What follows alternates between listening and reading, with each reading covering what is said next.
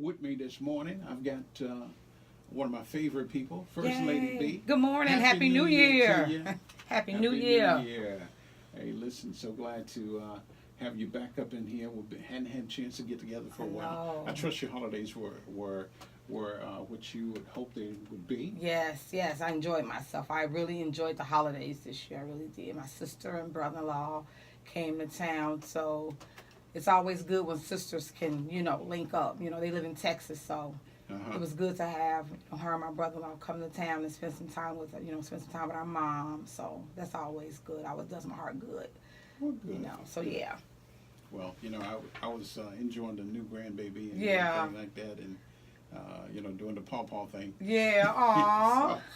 so it was good for me as well, and certainly we had a number of things that came to fruition, like our annual WOAD Senior Citizen Christmas Drive. Again, we say thanks to everybody who contributed in any form or fashion, and that includes, of course, folks from New Caney Creek, including your husband, Pastor Slaughter.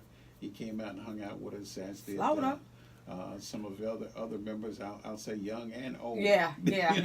He came out and helped us out as well. Yeah. A lot of things going on. Some shocking, some absurd. Yes, Lord. But it's happening. I'll let you take the lead. So let's start with New Year's Eve, since we're just coming into the new year. So New Year's Eve for celebrities was all about weddings and all about engagements. So Brian McKnight got married on New Year's Eve. He's been singing a long time. A long time. I guess he learned some stuff from that. Yes, he learned some stuff. Yeah. Yeah. So he got married. Let's talk about Steve Harvey. Steve Harvey he hosted Fox's New Year's Eve celebration. And his white coat. I want to see how you deal with I'm this. trying to make it good. Steve Harvey and his... Let me put this caveat out there. Yeah. Y'all, this New Year's Eve in New York City, Times Square, was the coldest reported ever. Ever. So, I'm going to say this for Steve. Obviously, Steve layered up. That's a smart thing to do in order to be in that kind of weather. Yes. But the problem is, they should have got Steve some ski underwear or something like that. Yes. So he wouldn't have to put on so many sweaters. Because he looked like his coat specifically was too small. Yeah, it made him look uncomfortable. He was very uncomfortable. I agree with you. They should have. This is something new, because I ain't trying to be racial, but black folks just generally don't do cold. Yeah, we don't do cold weather now. Normally those broadcasts are pretty white. Yes, and like I was telling you earlier before the broadcast, is that when I saw Steve and how uncomfortable he looked in his coat and all that, I went over to Ryan Seacrest, who hosted the ABC's New Year's Eve countdown. Right. And, he was fine. He was calm and collected.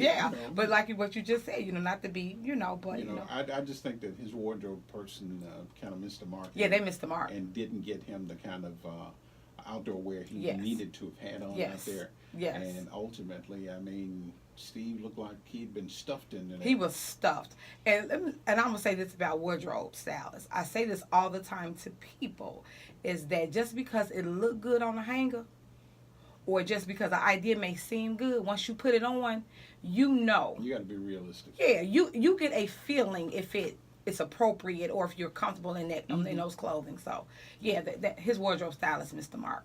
Yeah. So that was New Year's Eve. And then on New Year's Day, two things happened on New Year's Day. Newsweek tweeted a photo of Martin Luther King Jr. in his casket. So listen to this. They tweet this photo on New Year's Day of Martin Luther King in his casket, and they used a quote from that Marvin Gaye song, Abraham, when he says, "Have you seen my old friend Martin?" And they used that as a quote underneath the picture of Martin Luther King Jr. in his casket. So Bernice King wasn't having it. So when somebody must have told, why did they do it? It was so distasteful and very insensitive, right? So she tweets at them, and all she says to them is, "Wow, really, Newsweek?" Right? So then, of course, Twitter. Black Twitter. Oh, yeah, Twitter ate them up. Ate them up. So, of course, they end up taking the picture down and issuing an apology to the King family. But it was just so insensitive. And let me just say this.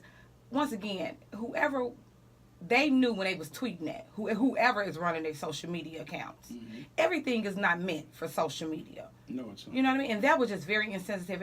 And when they started tweeting it, something had to have clicked in their conscience, like, this is not appropriate.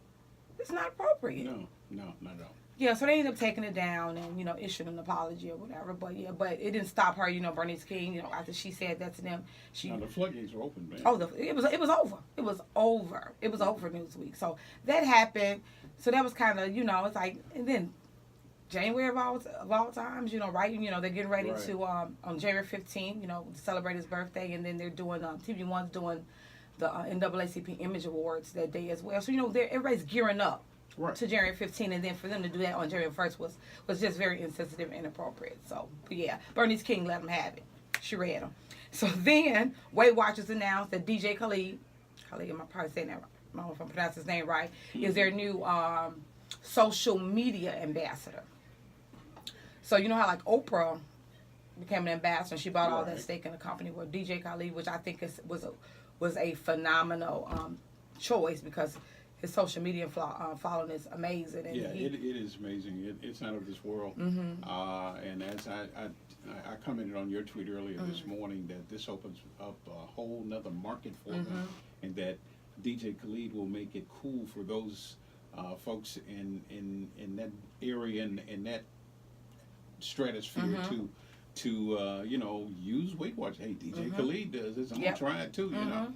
And so I see they should be seeing an uptick in this. Oh yeah, and it was kind of cool because they call it Weight Watchers freestyle. I guess kind of to play on the fact that he's a producer, rapper kind of thing. But so I thought that was a very smart move. Let's say he's a major social media influencer. He knows how to use social media. He's very very in tune, and certainly. For somebody who's never actually had a record out himself. Right, personally, yeah. He's all over the place in folks' videos and stuff and helping produce. So that certainly was an awesome choice there. And then, on Monday also, today, NBC Today's show today announced that Hoda Kotb was going to be the official co-news anchor replacing Matt Law. I'm happy for... I won't say a black woman, but a woman of color. Yeah, amen. Amen. We'll put it like that. Unfortunately, she's not going to be making that Matt Lauer kind of money. Exactly. Let's be real here. Yeah. But she's going to get an uptick in that salary. Oh yeah. And apparently she's happy with it. Yeah. She'll continue to co-host the last hour with Kathy Lee. With Kathy Lee, which I love. And so it's been working out. She and the remaining hosts, they seem to have clicked. Yeah. As a matter of fact, they did an article in People together, Savannah Guthrie. Yeah. When they were saying that they're kind of like sisters and they've been friends a long time. So yeah, you can just tell that they totally meshed on the show. It was a good move, and they're working with somebody who has credibility, and certainly the audience is familiar with her, and so. They're not trying to, reinvent the wheel. Right. So just two more things. Shonda Rhimes, they announced yesterday that Shonda Rhimes, Kerry Washington, Viola Davis, Ava DuVernay, and I'm probably going to miss some folks, Regina King, all have partnered with these other women in entertainment to create this initiative called Time's Up. And the initiative basically is to fight sexual harassment in the workplace. Okay. And their website went live yesterday. It's called The website is timesup.com. And what they're doing is they're helping women across America, women and men across America, who may not have the finances or the resources in general to speak up. Right. Regarding sexual harassment in the workplace. So I thought that was phenomenal. And they're also the same group that's behind, at Sunday, the Golden Globe Awards are airing Sunday night. And they are the same group that's behind the women and the men wearing black on the red carpet. In solidarity around that. So I want to mention that. And then everybody wants to be Oprah's best friend after she threw Gail that 60th birthday party in Maui last week. So Oprah has an estate. Now, I ain't gonna call it no condo or no house. I'm gonna call it an estate in Hawaii. And doesn't everyone? Yeah, right. Doesn't everyone, right? So she had, it was Gayle King's 60th birthday.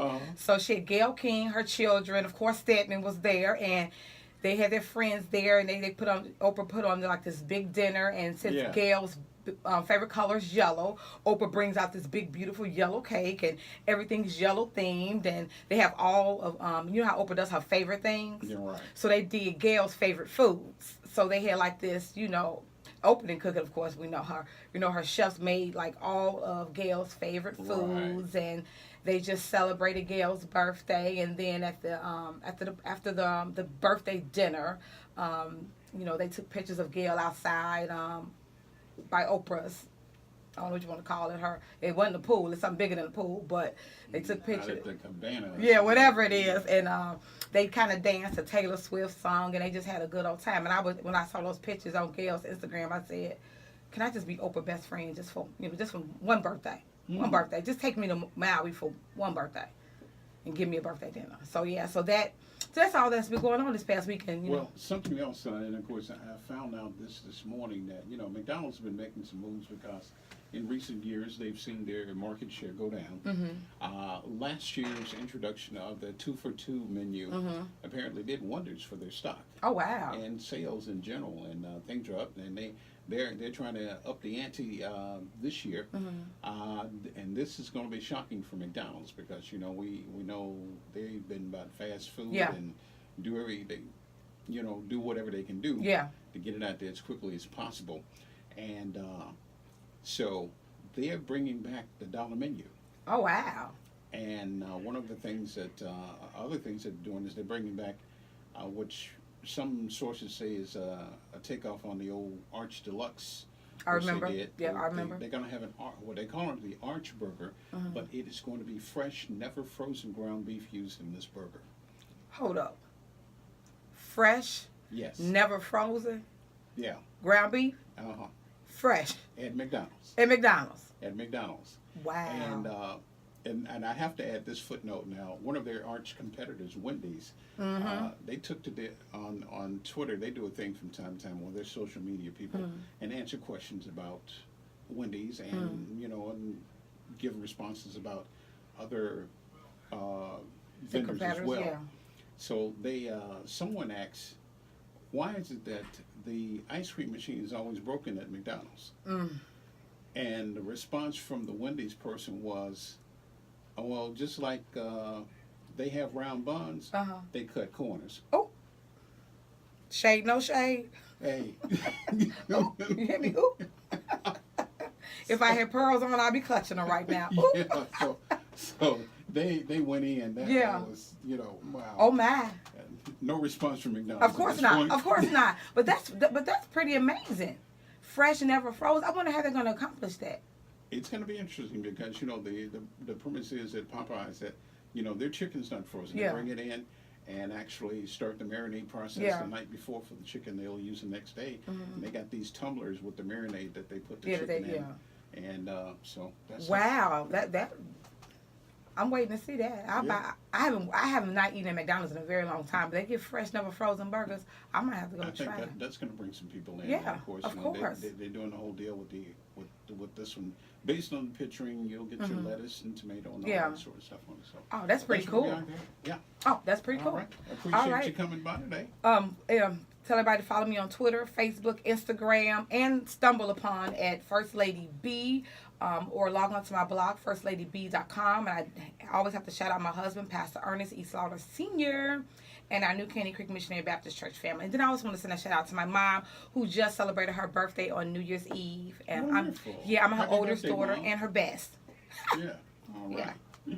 Hey, listen, we've got more great inspiration for you. It's all here on 103.5 FM and AM 1300 WOAD, streaming live on the web at WOAD.com.